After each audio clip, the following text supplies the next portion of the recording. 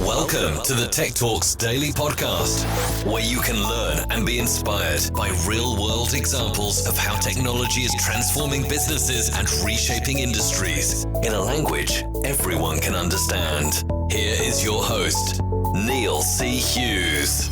Welcome back to the Tech Talks Daily Podcast. Now, as many of the regular listeners know, outside of this podcast, I do help businesses and individuals write their business and thought leadership blogs, but also help people with limited time or tech skills to launch their own podcast and avoid all that hassle of setting up RSS feeds and editing audio files. But I also know that most of you listening are far too tech savvy to need my help. And if that's you and you're thinking of starting a podcast in 2020 or indeed right now, I've got a promo code for Libsyn, who are currently celebrating their 15th birthday because they've been in the industry for a hell of a long time. And essentially the code TBW, which if you are interested stands for Tech Blog Writer, but you don't need all that, you just need TBW, and that will give you the whole month free that you from the day that you sign up, but also the entire following month too. But I'll share with you a little life hack as well to get the most out of that promo code. If you want to get the maximum value out of the offer, if you were to sign up and add the code TBW on the 2nd of the month, that will ensure that you will get the whole of that month for free and the following month too. And the reason I say the 2nd of the month, it's much safer doing it there than on the 1st of the month due to the potential confusion of time zones and so much could go wrong there. So I recommend signing up on the 2nd day of the month. And also choose that data package wisely if you do sign up, because if you change your account level at any point during your free trial, it instantly kicks the account into payment mode, and that can create a mess as well. So don't fall into the trap of signing up to a $5 account and then changing to a $20 account midway through the month, because as soon as that trial comes to an end, it'll cost you more in the long run. And in complete transparency, if you use the promo code, I get a tiny kickback, which will help me run this podcast, and you can get nearly 2 months free. So it's one of those few occasions in life where we both win. But so if you have any questions, such as, Neil, how do I use the code again?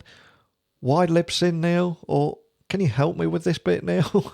I'm going to use that corporate line of, let's take this offline. And I used to hate that line. But please, email me, techblogwriter@outlook.com, tweet me at Neil C. Hughes. If I can help you, I will. It's the least I can do. And speaking of that corporate life that I mentioned a few moments ago, last week I spoke with the guys at Malwarebytes, who I remember vividly using their software in my IT days. But today we have another flashback, as I've invited the Senior Director of Product Management and Identity Access Management at LogMeIn. And LogMeIn is also something that I used to use all the time back in my previous role. But that was a long time ago and a completely different life. But the reason I invited them on today was to talk about the overall highlights from their recent 2019 Global Password Security Report, and how worldwide more than half of businesses globally have employees using multi-factor authentication now, which has got to be a great thing. But password sharing and reuse does remain in common practice across most businesses. No surprises there. But enough from me. Let's get him on the show now and we'll explore that report together. So a massive warm welcome to the show. Can you tell the listeners a little bit about who you are and what you do? Hello to you and your audience. I'm Yasser Masoudnia. I'm the Senior Director of Product Management at LogMeIn. I'm focusing on LastPass and specifically LastPass offering for businesses. Fantastic. And one of the big reasons I invited you on here today was to talk about the 2019 Global Password Security Report. So can you tell me a little bit about the background of the report and who you surveyed? Sure. So what we did is we anonymized and aggregated data from more than 47,000 organizations that are using LastPass. In previous year, we have done this with a smaller number of companies and organizations. As the number grows, now we have more data, more visibility into a larger number of organizations from different organizations, different regions, and different industries. That gives us a good overview of global password security usage. And as a guy that used to work in IT, one of the things that I noticed straight away was more than half of businesses globally have employees using multi-factor authentication. And IT admins are now taking advantage of these new policies and integrations to actually increase their security and streamline management, that's a long way away from when I used to work in IT. So this has to be promising, doesn't it? It is. It is a good start. Now our data shows that 57% of businesses globally are using MFA, multi-factor authentication. This number is up 12% from last year. But I should add that not all of the MFA or 2FA are similar. For instance, 95% of employees that are using MFA are using software-based multi-factor authentication options like MFAs on mobile apps. 4% are using hardware, and just 1% are using biometrics. Given the scalability and the low cost of software-based solution, it's not surprising that the software-based solutions are more popular. But I would assume as we go forward in the near future, we'll have more adoption of biometric options, specifically because we have the biometric-based MFA for LastPass on LastPass MFA app. Another thing that really surprised me was how the results of the survey varied between geographical regions. And if we've got any Dutch listeners listening today, a big shout out to you, because the Netherlands emerged as the leader in security this year with a high usage of multi-factor authentication. But then I'm curious, which countries didn't perform so well? Yes, you're right. Netherlands did have the highest LastPass benchmark security score this year, a number that offers a way to evaluate basically the state of password security across the businesses of all sizes. MFA usage, for instance, is the highest in Denmark, and then after that, Netherlands and Switzerland are close behind. Unfortunately, in countries like Italy, Sweden, Spain, and France, MFA usage is significantly lower. Also, their security score is lower. Germany is the bridge between the leaders and laggards, and the U.S. is slightly behind Germany. The key driver in some of these markets for adopting MFA and higher security and higher password security is the regulations. It's hard for us to directly tie our data to influence of GDPR, but we cannot ignore the adoption of multi-factor authentication by LastPass customers over the last 12 months in Denmark, Sweden, France, and Germany. And like I said a few moments ago, it has been a few years since I left the corporate world of IT behind. But I'm curious, is password sharing still a thing, and post-it notes hidden under keyboards with passwords? Is that still a thing now? So many departments and teams today, they have, for instance, licenses of one product, one or two licenses of a product, and they need to share the password among their team. For instance, if you look at industries like the companies are managing social medias, that's one of the examples that the contractors, they would share their password across the different users.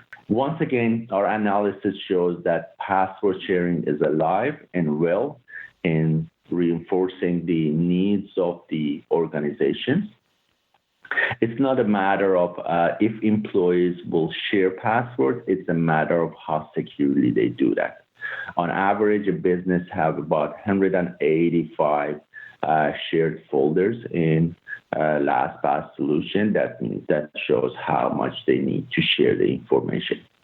If you look at the report, one of the most used policies is around password sharing and how the admins can manage and enforce policies around a shared password and shared folder in our solution. And what about reusing passwords or putting a number at the end? Is that still a practice that's very common out there? So we still have an overwhelming number of passwords for user leads to poor password hygiene when there is no solution in place. And if we look at some of the data from a report, it shows that on average, employees use one password 13 times for different applications. This is a bigger problem in smaller organizations, basically because on larger organizations, the employees have to manage on average 25 passwords. This number in a smaller organization is about 85 passwords per user. And then when we look at the behind the scene and what's the reason for that, we see that the usage of a single sign-on solution in larger organizations is significantly higher due to availability of the resources and awareness comparing to a smaller organization. But totally less than 50% of businesses are using single sign-on solution that automatically reduce the number of passwords managed by employees. And of course, we are living in a mobile-first world now. So another question I feel I've got to ask is, how are businesses managing passwords in this new frontier where it's not just a person sat at a desk and sat at a computer? We've got remote workers, we've got people logging in remotely on their phones and laptops and tablets. Is there any insights around that you can share? Sure. For the first time, we looked at how employees use password managers on their mobile phone and how they use LastPass on their mobile phone. Globally, 23% of employees are accessing their password vault on their smartphone, and that number has been growing, and we expect that to grow even faster. After iOS 12 launch, for example, we saw employees use LastPass on their mobile devices 50% more frequently than previous years, and we have seen if the users are allowed to use LastPass on their mobile phone, they're more likely to use 30% more LastPass and manage their account across different devices. It shows that if we make it easy for employees, they'll adopt the technology, and then automatically their security will increase. So was there anything in the report that particularly surprised you? What surprised me the most was while more businesses are investing in security measures like MFA solution, employees still have poor password habits and are still struggling with their password and managing password. That would reduce the security score for organization.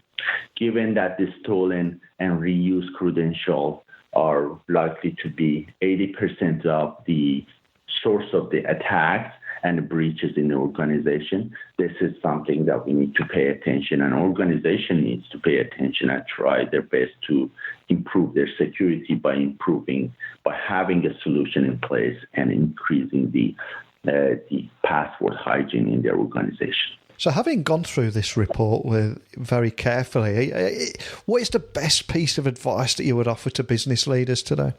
Sure. So identity solutions, including MFA, SSO, and password managers, can address a central pain point for both IT teams and employees. Having a consolidated views across the authentication and access management for the organization make it easier for the IT team to do their job and protect their businesses and their ecosystem. And when the users can log in with less friction, with less password to manage, they can focus on getting their work done, and that increase their productivity, also eliminate the password problem, and significantly reduce the password reuse. Additionally, on top of that, identity solution gives the company's visibility into the user's behavior and also the security of devices, and they make sure that they have the right level of access and in a secure way they have access to their solution. On top of that, we should also highlight we'll still need to educate the users around password hygiene as well. Fantastic. And for anyone listening that'd like to download a copy of that report or contact your team if they have any questions about that report, can you put them in the right direction of the best way that they can get their hands on that? Definitely. They can go to lastpass.com and see the report there. Also, the report is available on our blog. Excellent. Well, I'll add all those notes to the blog post that will accompany this episode. And the thing that really fascinates me is we have listeners in 165 different countries to this podcast. And for people listening all over the world, both businesses and users in all of those countries are all having to manage multiple passwords and all the challenges that go with that. So a huge thank you for coming on and taking the time to just go through that 2019 Global Password Security Report. There's so many valuable insights in there. Thanks again. Thank you for having me. It still fascinates me how businesses from all over the world have the same challenges with passwords. Post-its hidden under keyboards, sharing of passwords, reusing passwords, easy to remember passwords. We've all seen these same problems wherever it is that we work. But thankfully, there is progress. And IT admins are taking advantage of policies and integrations to increase security and streamline management. But there's always room for improvement, and more IT admins could be mandating the use of multi-factor authentication. There's no excuse for not using that now. And ultimately, of course, IT organisations must take responsibility for the ongoing training of their staff and implement proactive measures to eliminate risky password behaviours, such as PA55 word, we all know that one, and actually improve company-wide security scores in the process. But I want to hear all about your password stories, because I've got a feeling we've got more than a few amusing stories about passwords out there that are equally worrying in equal measure too. So please email me, techblogwriter@outlook.com, tweet me at Neil C. Hughes, whatever it is, let me know. So a big thank you for listening, and until next time, don't be a stranger. Thank you for listening to the Tech Talks Daily Podcast with Neil C. Hughes. Remember, technology works best when it brings people together.